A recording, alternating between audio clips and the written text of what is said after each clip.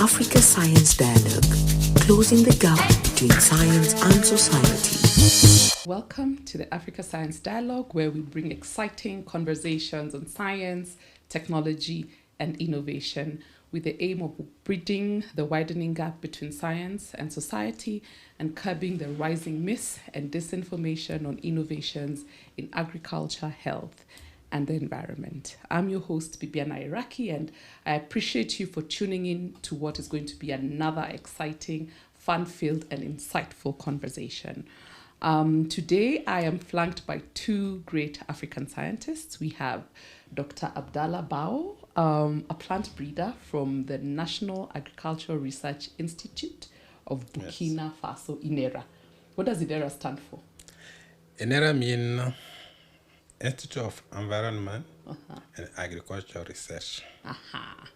Right, and we also have Dr. Walter Nwaila, the Deputy Director of the Biotechnology and Biosciences National Center of Mozambique. Did I say the name right?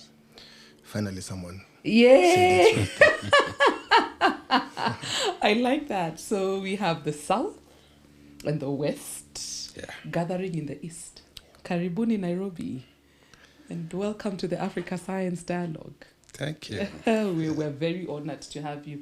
We don't take it for granted that you honored the invitation to come and be a part of this conversation.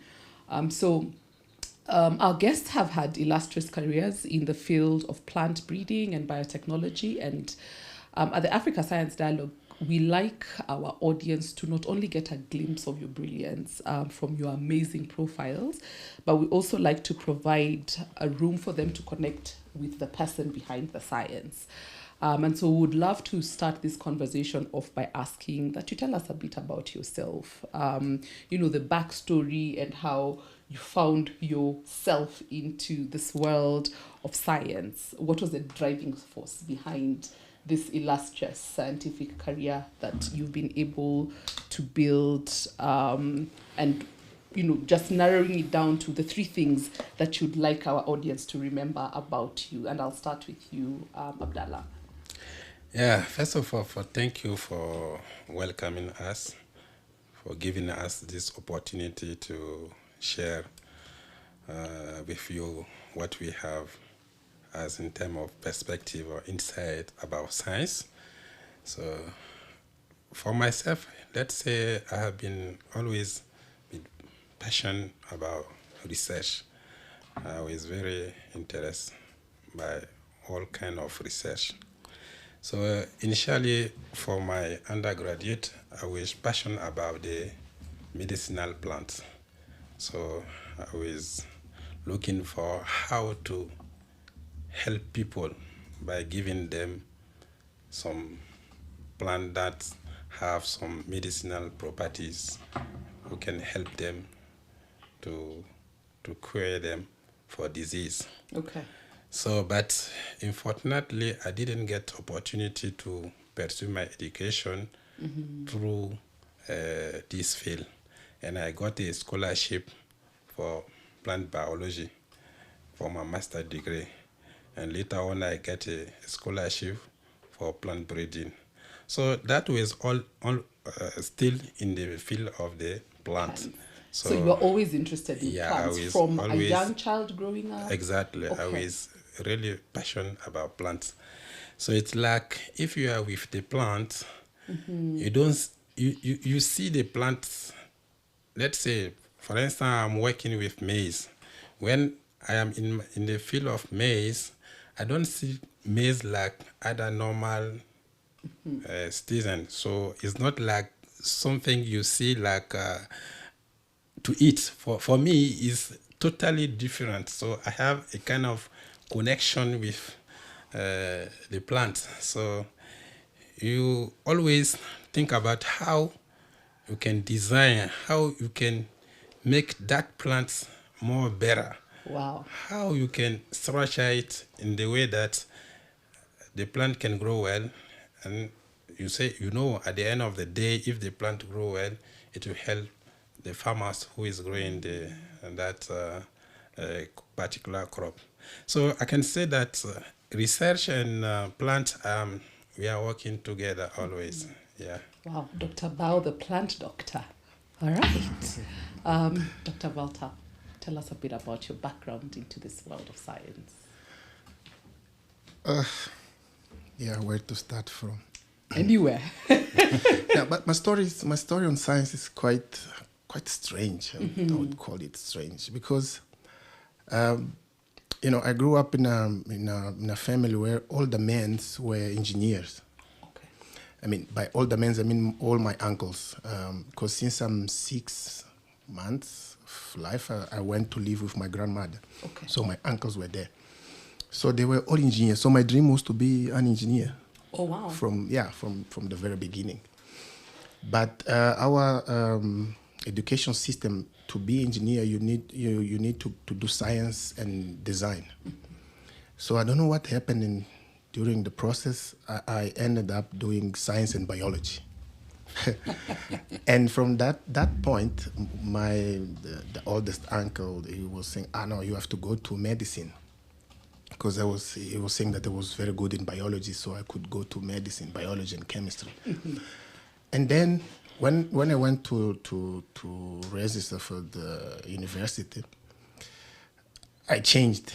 Like I moved to agronomy. Okay.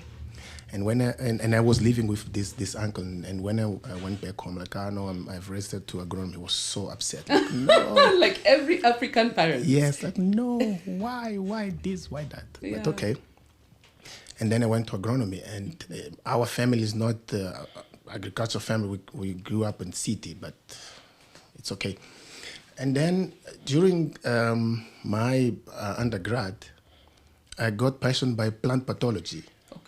So that was something very interesting, and so I became the doctor of the plant, because plant pathology is about the pathology of the plant. So the real doctor of the plant. Yeah. Yes, and then and it was in an engineer course, because agronomy in Mozambique is agronomic engineer. Oh, so you still followed the path. So yeah, so I'm an engineer and a doctor of plants, and after. Wow. And for my master, I decided to do something different, and I went. That's when I started to understand this world of molecular biology, which was something very new for me and in Mozambique.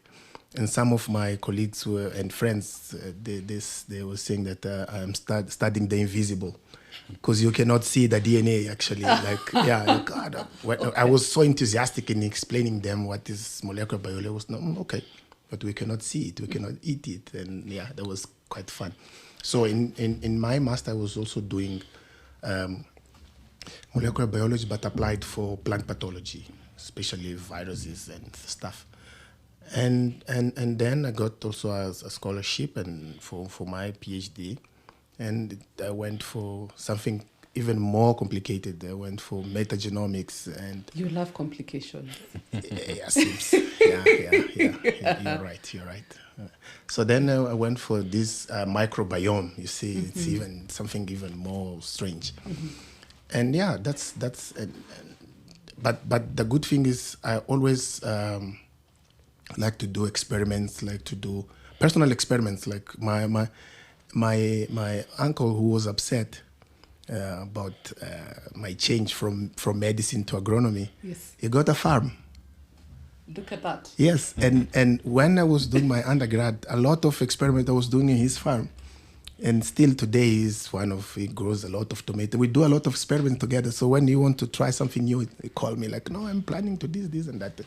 And yeah, it's a way also to practice agronomy, but also to test how science can make change. And I used to say that he is my trial parent, because anything I want to try, I go to his farm. And he's always open to do new things. So, interesting. Yeah. So it sounds like you both had, idea about a certain trajectory for your career, but because of certain circumstances, you found yourselves taking a different path that, to me, have from where I sit, at least, been blessings. Yeah. So sometimes disappointments can be blessings in people's lives, and I think even for this region, because you've both significantly contributed towards addressing some of our region's most pressing challenges in crop production by using different biotechnological tools, whether it's to improve crop genetics or,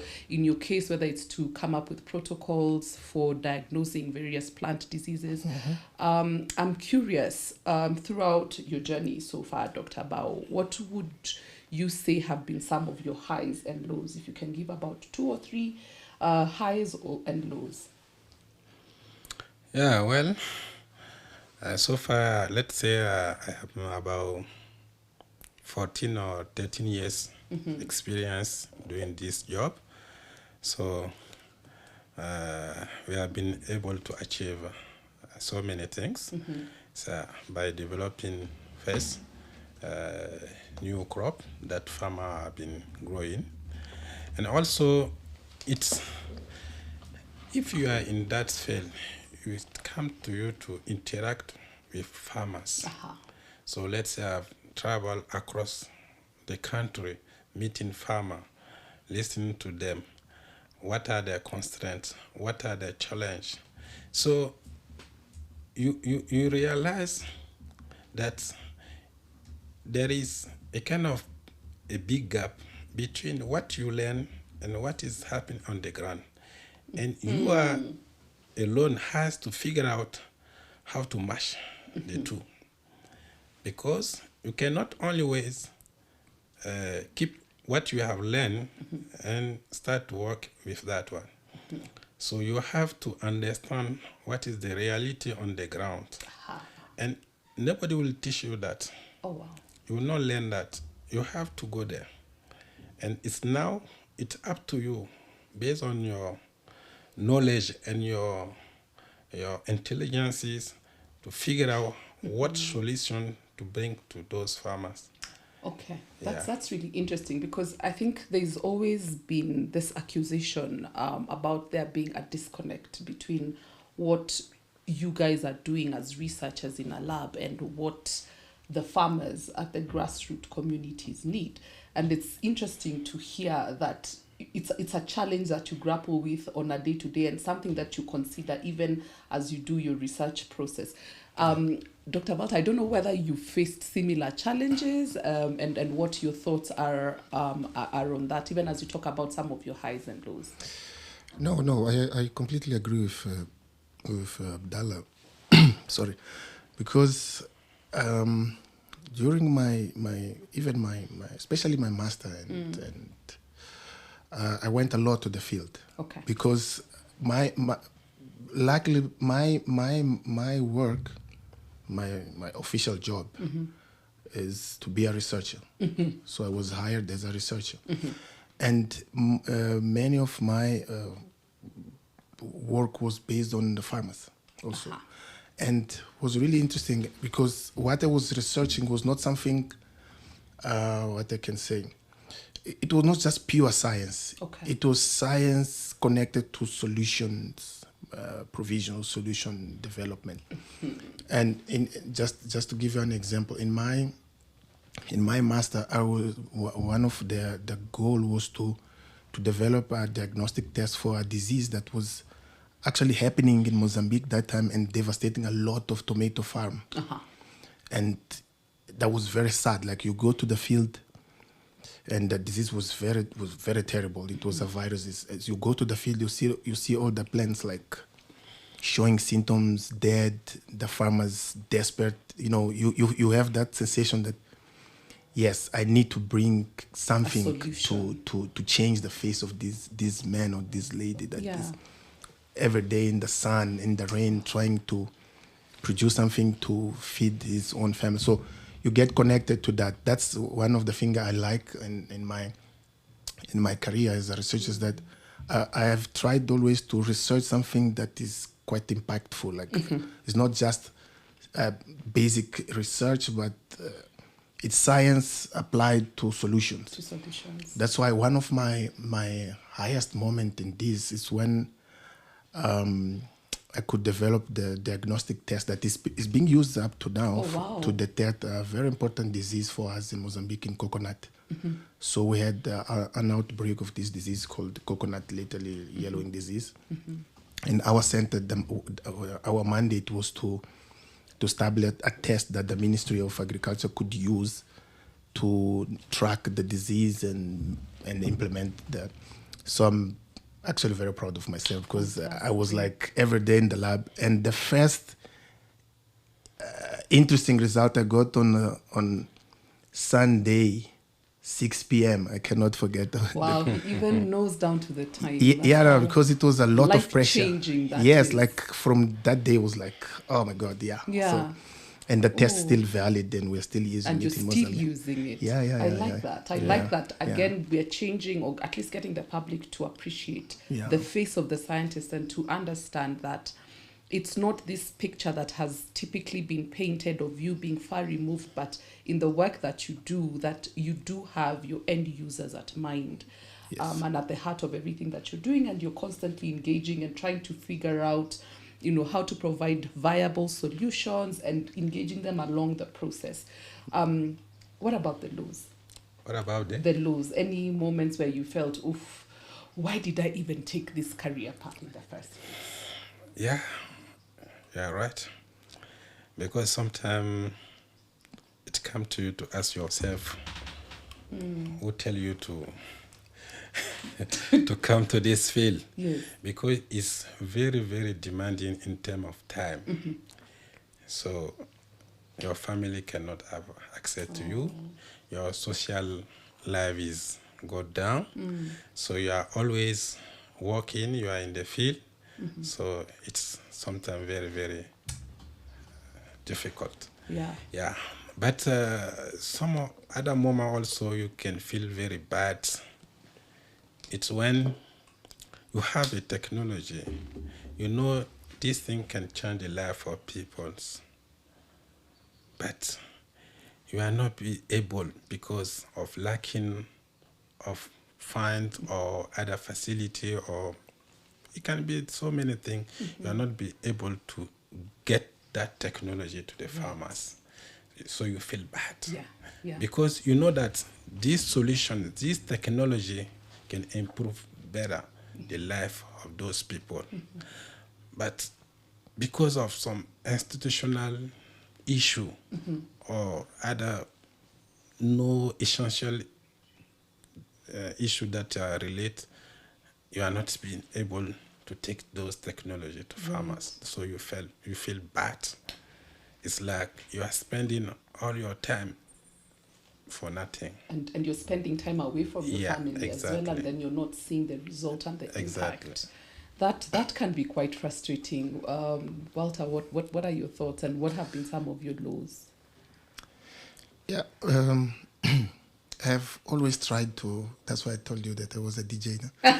I always tried. We have some equipment. We'll have to ask you to do a thing or two after this. Let's see if I can still do that. I've always tried, because at the very beginning I was having the same issue that I was saying, because when you are beginning your career, you want to give the best of you, and sometimes the balance between what you can do and what you are doing and what you should do it's not clear. It's not clear, and yes, for sure there is one of the part of the equation will be unbalanced, and I so that's why then I decided that no, science cannot be is not something that should stop me of being me. Okay. So that's why I also decided to have a kind of social life. I even introduced this idea of socializing in the institution.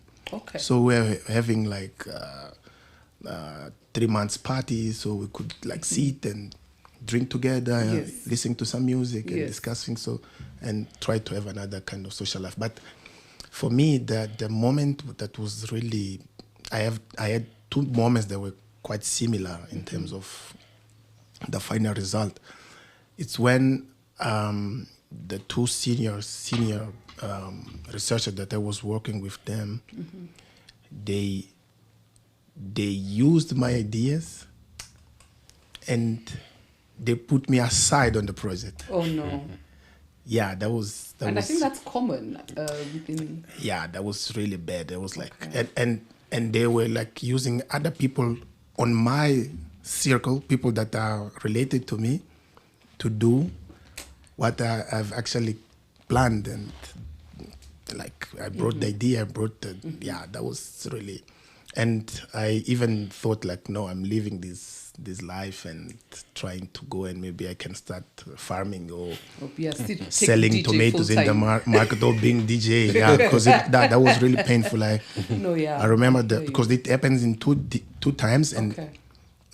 different moments. I was like, maybe this is a curse. This is something. Maybe the message is clear. You have to leave this research and go do something else. But just to say that I don't think that's a unique issue in just research and science. I think that's a people problem, a personality and dishonesty issue. Yeah. So it could have even happened in the DJ world. But yeah, continue. Yeah. Yeah, but depending on how it happens, probably Yeah. that's the I know that it happens quite often. And in one side, it was, of course, it was not a blessing, but it was a lesson. So Absolutely. I like that. yes, I had to maybe adjust the way I was so enthusiastic about things, like even sometimes holding the ideas just for me. Right. It's not me, but I had to Yeah. change because when I act normally, things can hurt me, and I Okay. was not so comfortable I with mean, that. that's an interesting point. And I think even for the up and coming and the next generation early career scientists that are listening to this, those could be really important lessons in terms of helping them to navigate and to sort of see some of the things that they might find ahead that might discourage. And, Dr. Abdallah, from where you sit, what would your advice be for this early career scientists in terms of the dishonesty that they might face in their career path? Yeah, well, my advice will be two things. First, you have to be passionate with what you are doing. Passion. You have to like it. If you don't like what you are doing, it will be very, very difficult for you. Yeah. And the second one, you have to have a vision. And this vision, you have to look at very broadly. Don't just look at yourself. The vision cannot just limit it to what you want for yourself or for your only family. So you have to have a vision for the country. So you'll fight for that, and you have to believe it, and you have to work for it. So for those who will start, the young scientists, that are the two advice that I will give them. If you don't like what you are doing, better not do the science. Absolutely. And I think If you are that's not what passionate kept you about going. it, yeah. So The passion. Yes, the yes. passion, Yeah. you have it. And the bigger vision outside of self. I mean, when I engage with a number of researchers and we have these conversations, and because especially when you're working in the biotech space, it can be very discouraging at times, where you feel like sometimes you said, yes, you have a solution that can be very useful to helping farmers, but it gets stuck somewhere. And I like to tell them, sometimes we do these things and it's for God and country. So however tough the terrain is, you just have to keep going. Wow. Really, really interesting. And I think the thing, you mentioned something about, the lack of support or resources to be able to transition some of the technologies that you have been able to develop to get into farmers' hands. And I think one of the challenges we have seen in our context is government support in as far as R&D is concerned, right? I think most of our countries are yet to meet the Malabo target of investing 10% of national budgets in agriculture. What are your thoughts on this? Do you think what can governments do better in terms of supporting you as researchers? And do you think from sort of local investment that would really help to even shift perceptions in terms of acceptance of some of the technologies within the agricultural space? Yeah, well, this is a very important issue. Mm. Some of the time, most of the government, even they don't believe in what we are doing. Yeah, some of the government does not believe on your research. Yeah. Yeah, that is quite unfortunately. And most of the time, they think that the salary that they have been giving you is more far enough. So, and they don't think that African people or African scientists can find solution for African problem. So, in general, they think all the solution must come elsewhere. outside. Yeah, they don't believe that we can work and develop our own solution for our own Problems. continents.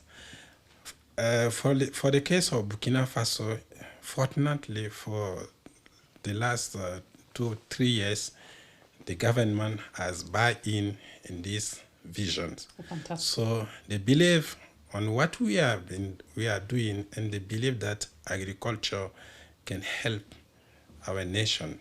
We can be able to have self-sufficient in food. So they have been developing many strategies so that they can help scientists research to run the research, and also to take the technology that they have developed to farmers.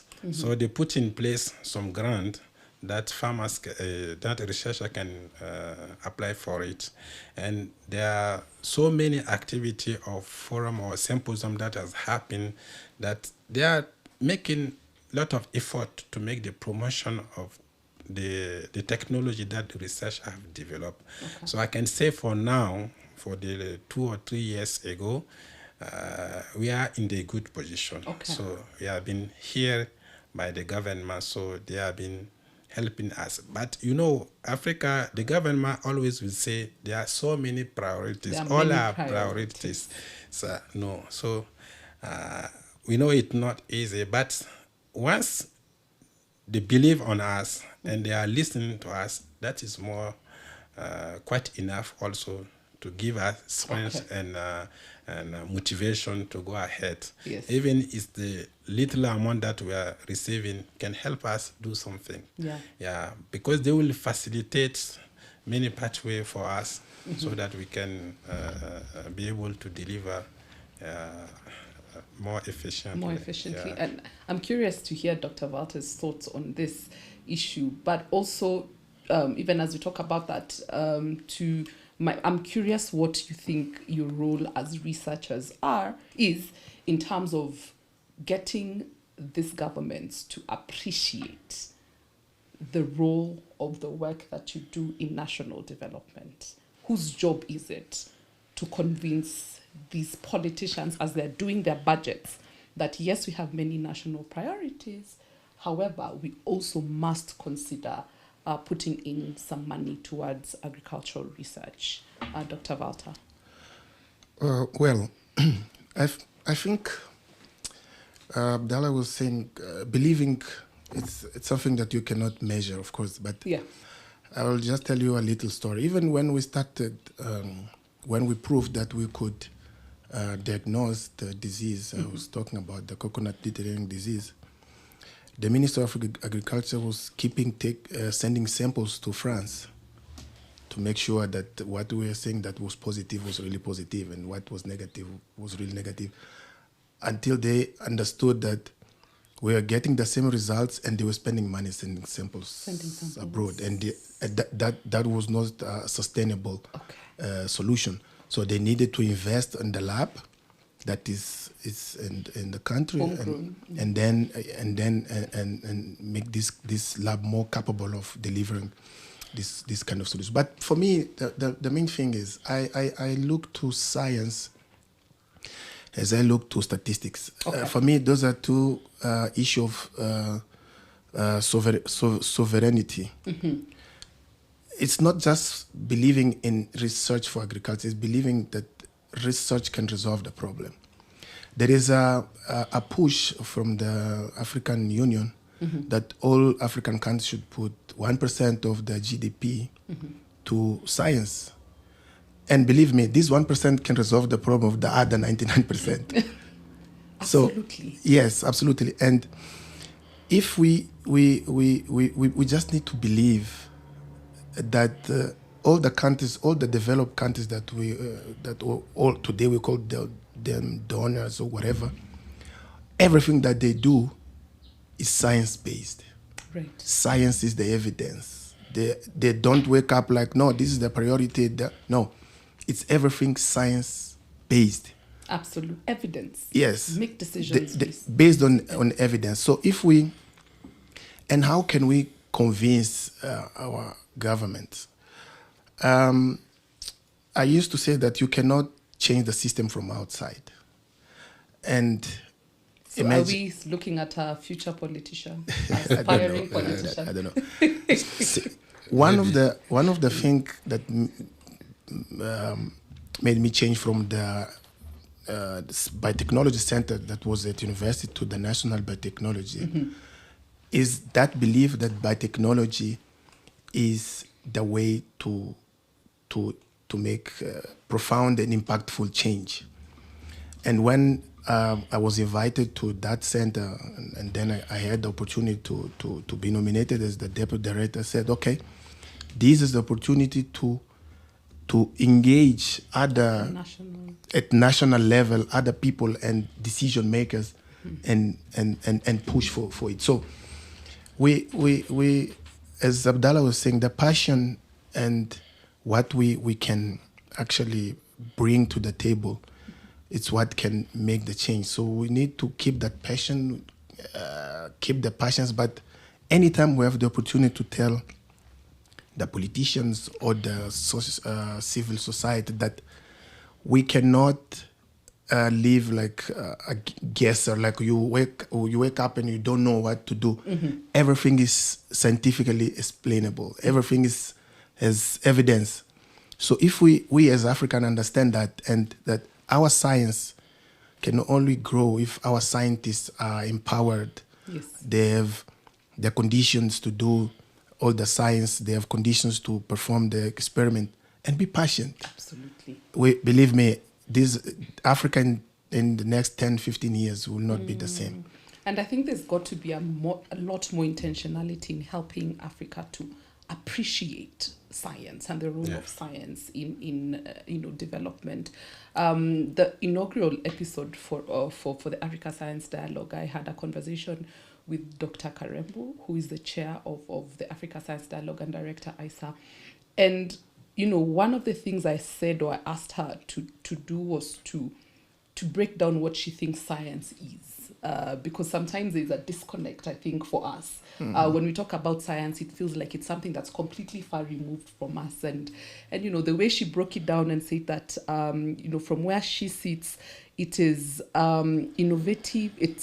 I think if I try to remember her words well, or to paraphrase her, she said it is creative individuals using a methodological system or process to come up with innovative ways that we apply or innovative things on tools or that we apply on a day-to-day. So she was explaining how from the minute you wake up, you're actually using science. Yes. And the evolution of that science to get us to where we are today is something that we really need to appreciate and see how we can harness as a region. Dr. Vala, you talked about biotech being a way that is really important, profound, and can make an impactful change in our society. I'm curious to know, why are these technologies or biotechnologies so important for Africa? And from where you sit, it's clear that maybe we feel that we are not doing enough as a region to harness or benefit from some of these technologies, looking at things like the upcoming technologies like new breeding tools. What do you think that we can do differently? Yeah, when we are talking about biotechnology as a tool, and we ask ourselves how it can help Africa in our science. It's very easy. We just take the example of the mobile phone. How the smartphone can be helpful for us. Is it helpful or not? So those new mobile phones that we are having, they have been helping in our life. Yeah. So it's the same. The science has also his technology that can help you to go more fast and rapidly. You see, the research that we are doing is to solve to solve the problem that people are facing. How many constraints people are facing? How long do it take to develop a technology? It takes a lot of time. By the time you finish to solve a problem, maybe the problem is no longer there.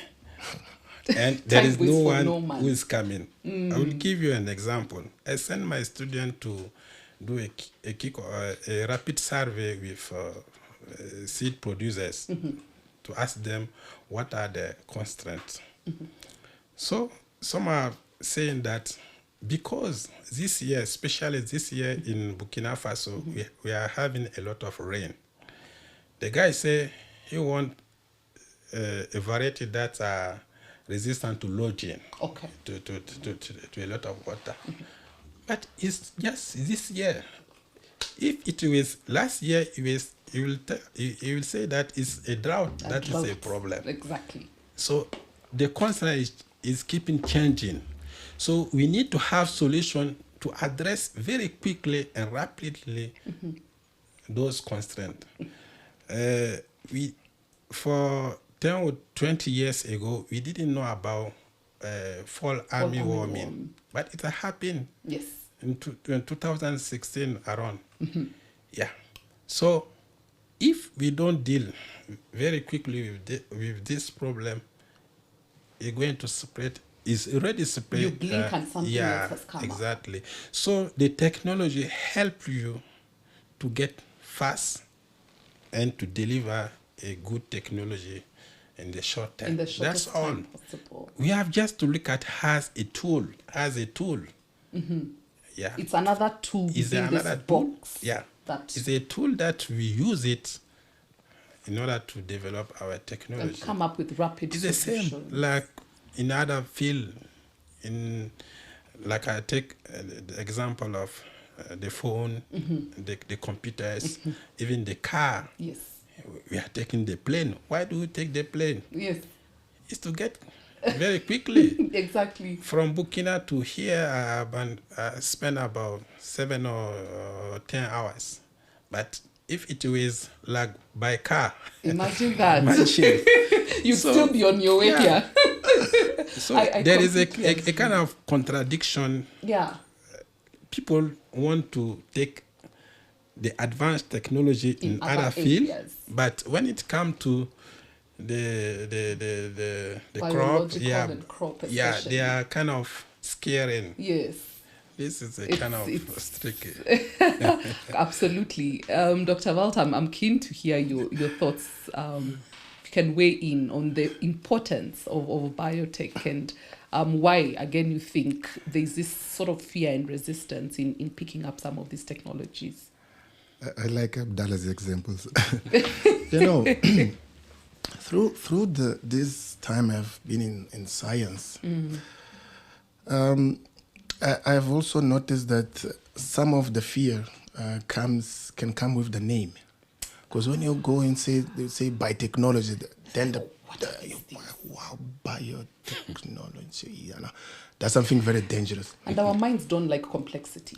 Our mind don't. No, they hate. Yeah. Let's put it like that. So, and through this time, what I have noticed is that me and Abdallah, we must be very good scientists in terms of understanding the technology. Yes. And we can explain scientifically the technology, but we need, that's something I learned in the last 5 years, let's say. We need to bring people from communication that can come to the lab and understand what is being done, and that people can go and deliver the message. Absolutely. Because biotechnology has been done since The first example of biotechnology, the first experiment on biotechnology, which is it has more than 100 years, is the fermentation of wine. Yeah. Cheese. Yeah, cheese, and those are things that people eat. Yeah. So if we can break down this concept and demystify it, and bring it, as we are saying, the telephone, the wine, Yes. the cheese, the milk, the whatever. Yeah. We can convince the end users, but we can also convince the decision makers. So Yes.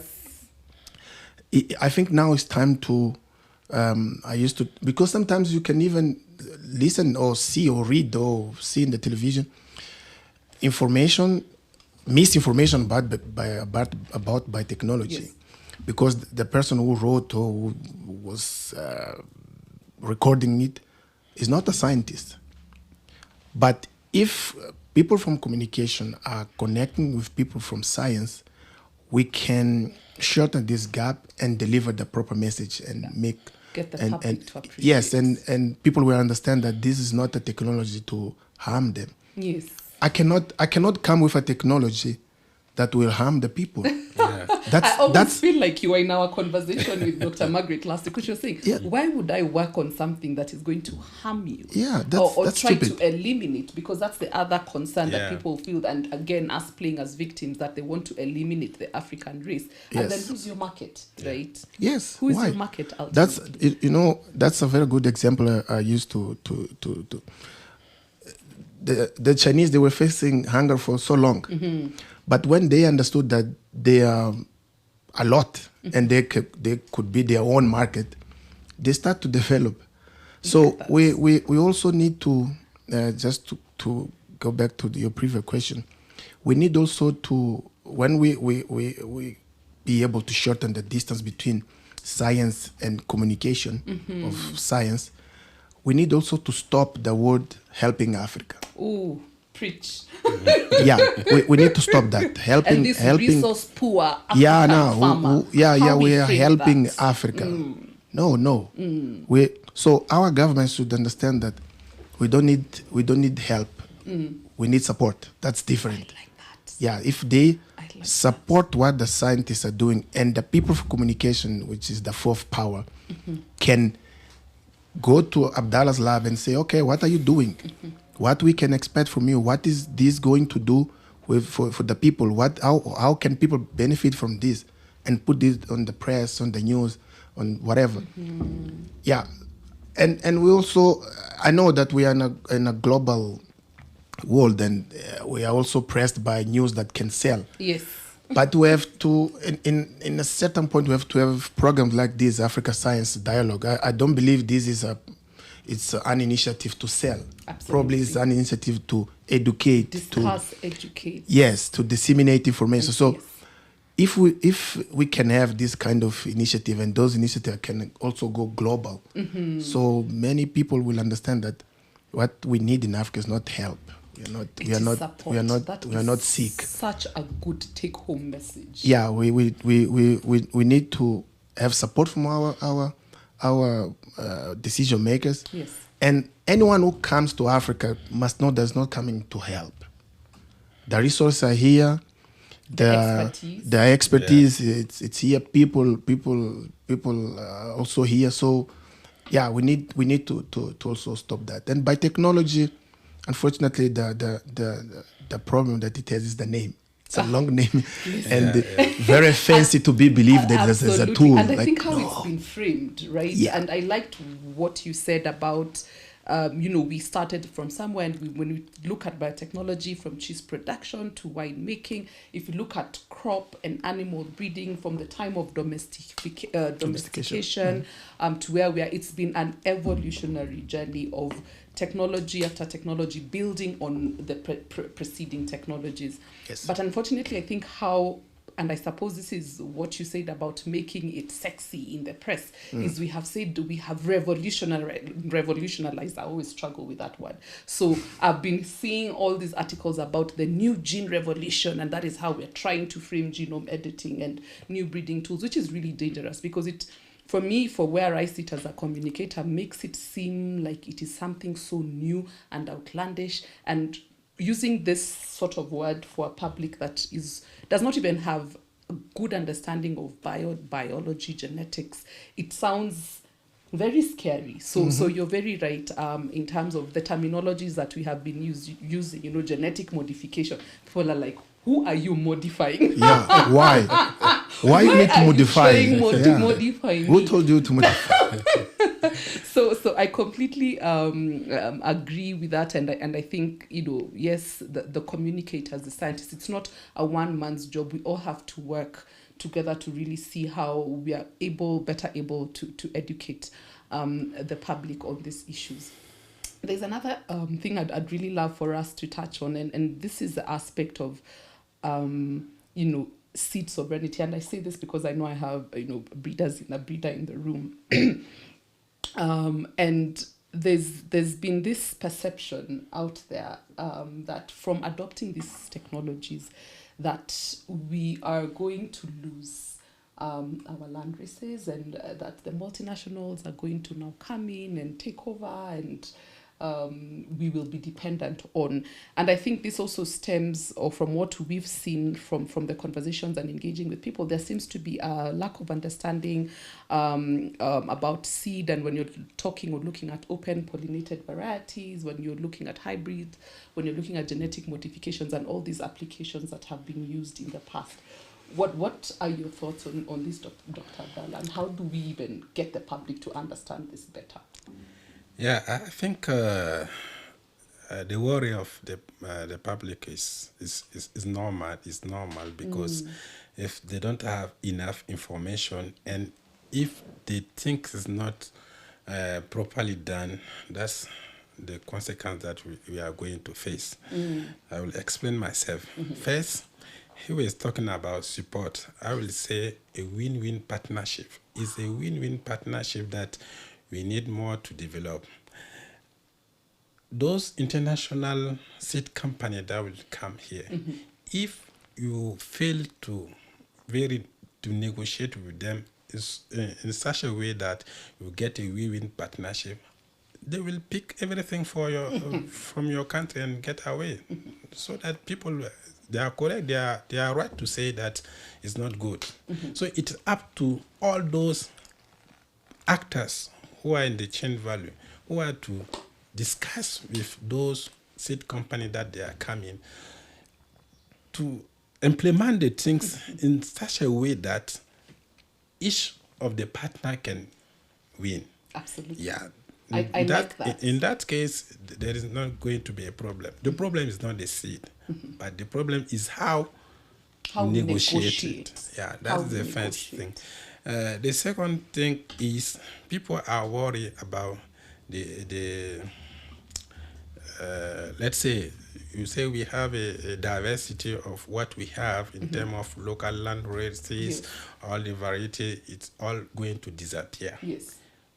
It's correct, it's true. If nothing is done from the top, that's what is going to happen. So the policymaker, the researcher, all those who are in the top position, they need to take actions. We need to collect our natural resource and to keep them. Each country must have the national gene banks. Yeah, to keep our resource. Yeah. So if we do that, there is no need to worry about the improved seed that are coming. The use of improved seeds is a must because it has been developed to address some constraint. If you are not using, you will put a lot of resource and you will get less. You are going to be the one we are not going to benefit. Yeah, so using improved seed is a kind of must. It's a no-brainer. Yeah. Especially in you're talking about the vagaries of climate change, pest and disease, exactly. Pressure, and population growth. Some of the issue that people are raising is like they have to go each year to buy new seed. Yes.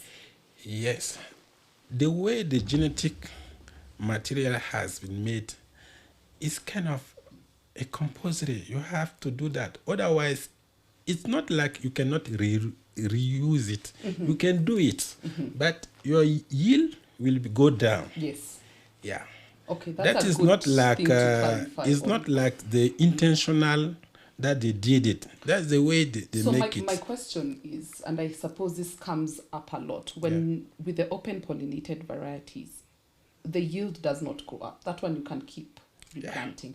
But what I'm hearing you say is, with the current challenges in as far as pest and disease pressure, climate change, it's going to be very difficult for us to get very good yield from these varieties, and that we have to keep using breeding technologies to improve our seed. Yes. And hence why when you begin to apply these technologies, that you need to buy new seed every planting season.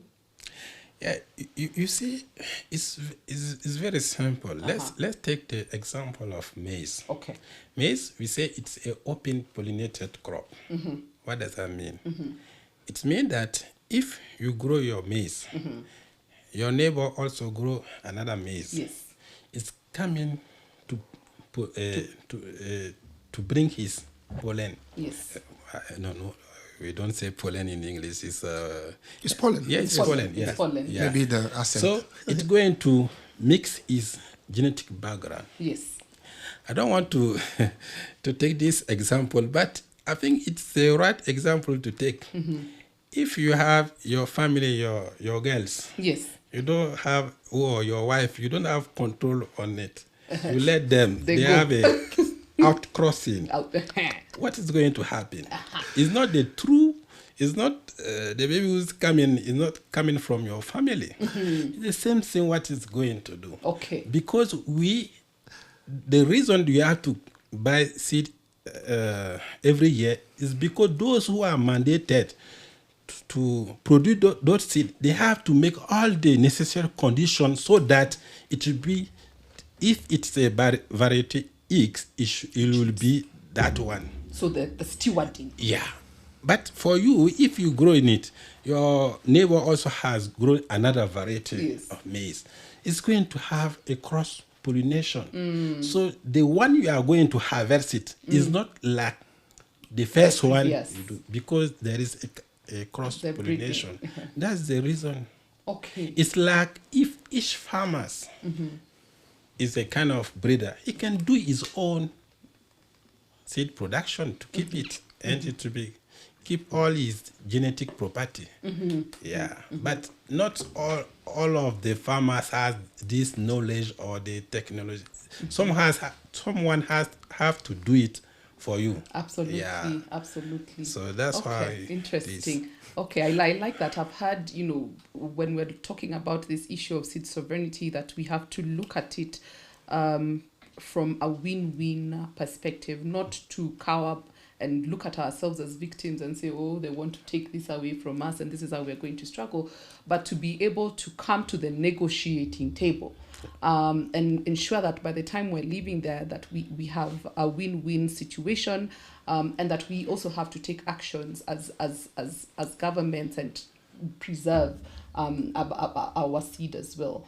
And for me, when you were saying that, I just thought it's tantamount to, this idea of not wanting to act, this inaction that is being pressed down on us is throwing the baby out with the bathwater, right? And so we have to be careful not to do that. Dr. Walter, I'm curious. I can see you're coming, or you have a lot of thoughts on this conversation or this discussion. Yeah, no, definitely, because it's a topic that touches people that are from the field. They feel it like every day. But the point, and again, I agree with Abdallah, and I will not repeat his word. But the point here again is agriculture. It's a complex value chain. And seed, of course, because seed it's where everything starts. Okay, we can have the soil preparation, whatever, but seed is what we are putting on the soil, and we are waiting for it to grow and harvest. So, if we show, and we have very good examples even in Africa, in Kenya, in Ethiopia, in Nigeria, maybe even in Burkina Faso, maybe even in Mozambique. Just saying maybe because I don't have like precise data that I can explore on. But if we, what's the problem of the seed, as Abdallah was saying, it's not the seed per se.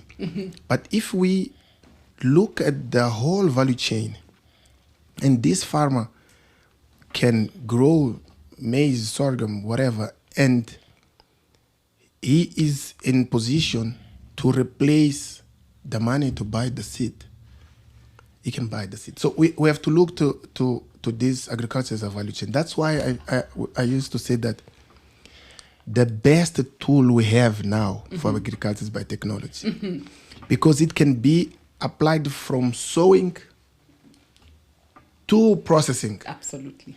And in each, believe me, in each moment you apply biotechnology, you're adding value to your to your product. And added value product has its own also price in the market, and the revenues can always go up. The farmers can benefit from that. The other thing that is happening now in Africa, and I think researchers like me and Abdallah and others that we have to do, is to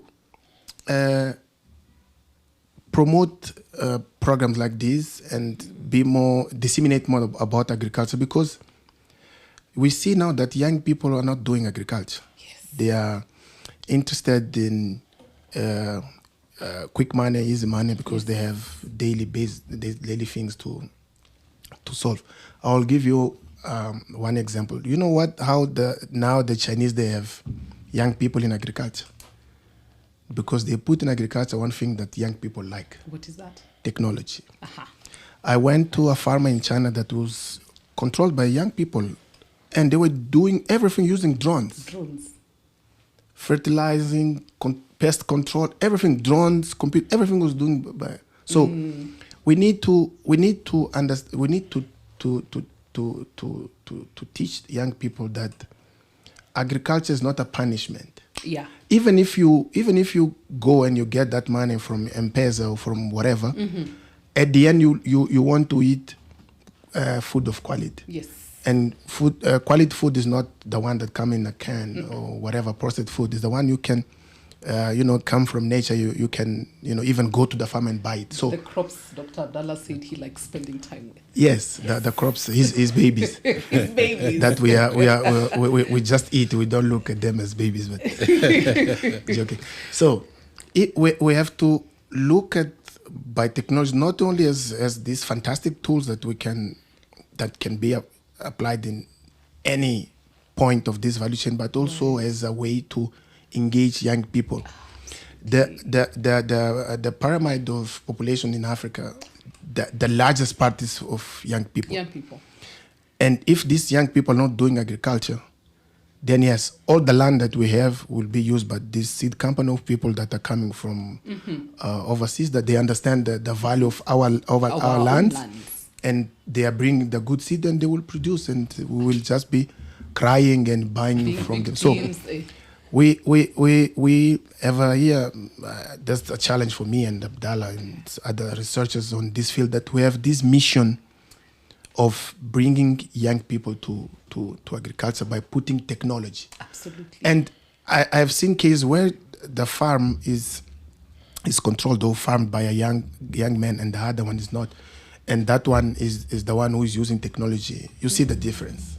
You see the difference. It's clear. Day and night. Because this one is more open to learn new things, and you can use him to try and test new technology. Your thing. So yeah. If we can build this value chain in a way that, again, it should be in a way that everyone feels involved. Everyone should feel involved. This campaign, I'm bringing the technology, you are writing about my technology, and we are campaigning to have these young people that know, if you go to do farming in one season, even in talking about climate changes and whatever, yes, even in that situation, if we apply the right technology to the right area, the money you get today in M-Pesa, you can double. Yeah. You can even triple. You see, if we can come with this kind of campaign, we as a researcher will be more motivated because young people are very demanding about things. Like, no, now we need new things. So we also be quicker. And then we will invert the decision making. So it will not come from the politician. So the politician will say that young people are doing agriculture, young Yes. people are relying on science. Yes. So now we need to put effort on this. In Kenya, we call it bottom up. Yes. I think it's bottom up everywhere as long as it's English. Yeah. So that's the we are here in the as the bridge. Yes. Because we know what is good and what can resolve. Okay. And we need this workforce that is also enthusiastic about their country. Taking up technology. Yes, and then we can, do the bridge. Like, okay, you guys, if you do this and then use this good technology, the others will follow. And Because it's- reframe the narrative. Because I think the face of the farmer, the African farmer, has been this old Yes. person with Yes, you know, disgusted the whole- and like- your very weak and frail hands, you're dirty, and then even how, and we've been having this conversation internally about how we've even been branding agriculture within our reports, especially in the NGO world. You know, of course. and Some why want to that keep is. their job. Of course. It's being able to really actively try to change the face of the African farmer. Yes. And the whole, in Swahili it's called a jembe, what we use Yes. to dig. Yes. Margaret likes to say, Dr. Karembo likes to say that thing should be in a museum somewhere. We should not be using that kind of tool Yes. in our agriculture. So I love, how the conversation has come to, and I think we're coming to the end of this conversation. I think time flies when you're having fun, but how we're wrapping it up to saying, yes, all these technologies are available, but tying it up with saying, how do we, the best way to put it out there and really rapidly get ourselves as a continent to be able to benefit or harness these technologies is to also bring in the youth, who are the majority of the African population, and to see how we can work with them and engage with them to be able to appreciate the need to apply these technologies and how we are also going to apply this technology within the value chain from seed to processing at the end.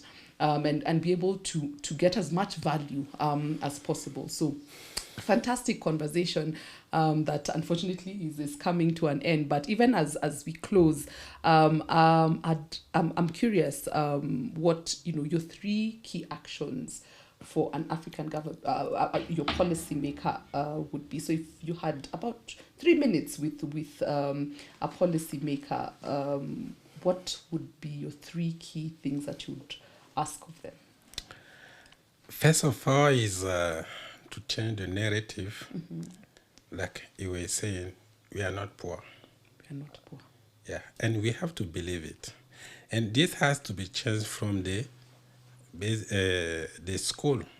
Because if you look at our books, they will always say we are poor, and we are not poor. Not we have at to all. change this in our mind. Yeah. And the second thing is the government have to believe that we Africans can solve our own problem. They have just to take decision, and we will do it. Yeah, and the third proposition is to be open. To be open. To be open. We are not going to reinvent the wheel. Yeah, if we are more open, we take what is good and we apply it. Yeah, it's not like a technology is coming somewhere else. We have to take it and apply it blindly. Yes. We take it and we look at it. What is good for us, we apply. We apply. What is not good for us, we throw it discard. away. Absolutely. And that's all. That's why we don't have to be afraid of any technology. We have to be in the front, in the front. Yeah, so that to understand it better, and we decide ourselves. what's for us, what is works for us, by us. If you don't understand, they will force you. They will give you. Yes. You don't have any choice. Fantastic. I like that. So what we had said earlier about it's not help, it is support. Yeah. But support us and be open and willing to take in new ideas, trust that we have the capacity, and for us to also be able to sit at the negotiating table and ensure that when we walk out of there, it is a win-win situation. Exactly. Dr. Walter. So we've heard from the a policymaker, and for you, I think, what would your 3 key take home be for the average Joe, somebody who is so afraid of these technologies, who is sitting there concerned that what they like to say that they want to wipe us out and is holding this victim mentality, and a blockage about adopting innovation, especially in agriculture? What would be your 3 key take-home messages for them?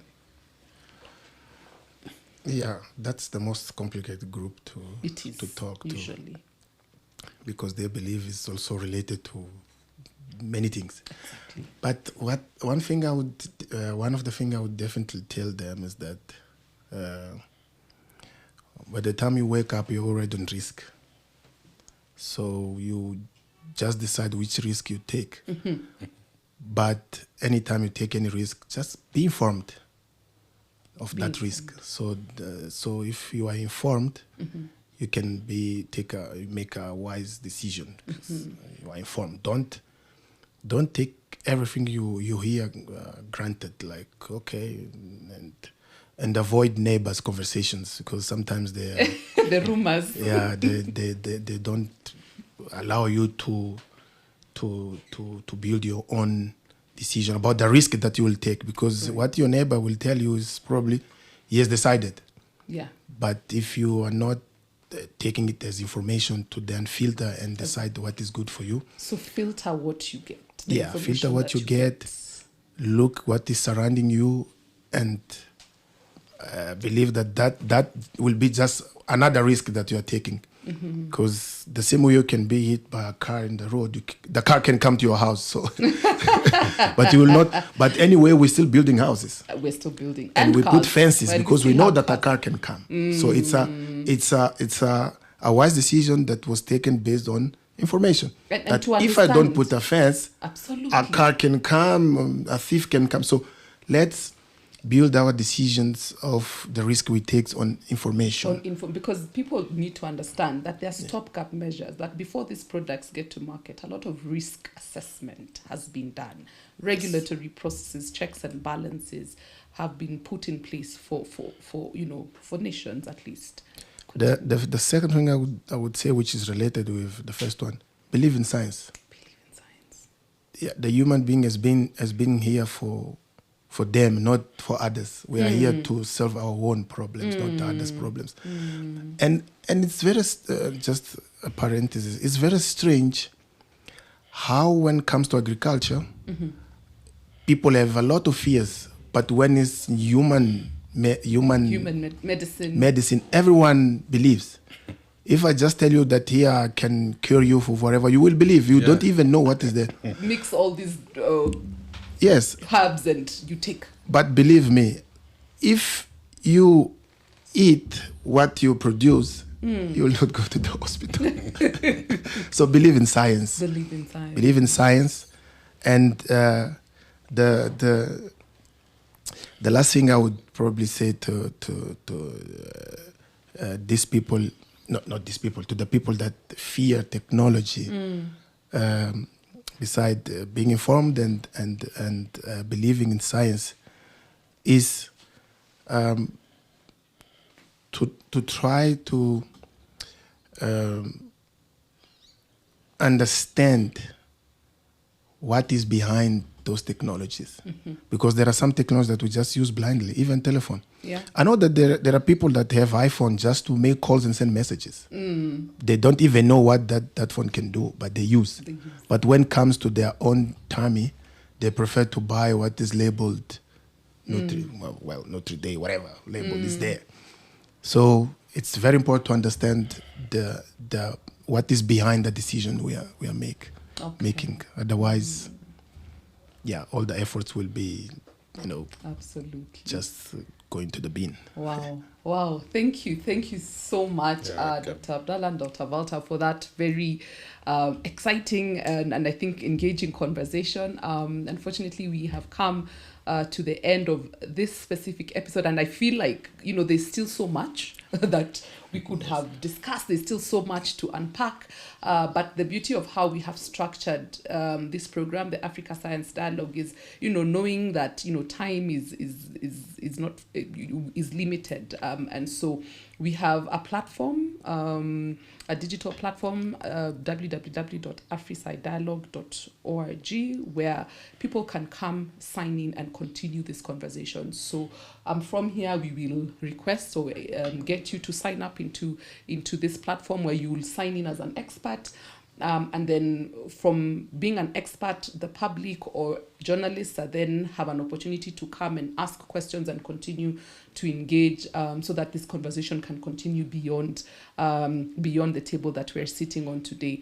So thank you so much again for your time, and to our audience, as we like to say it here: stay informed, stay curious, and stay alert, and let's fight mis and disinformation together by not haphazardly forwarding and verified information, and by not taking time to process and understand things before we share them out. Thank you so much, and we'll see you in our next episode. Africa Science Dialogue. We bust the myths. Facts call us home.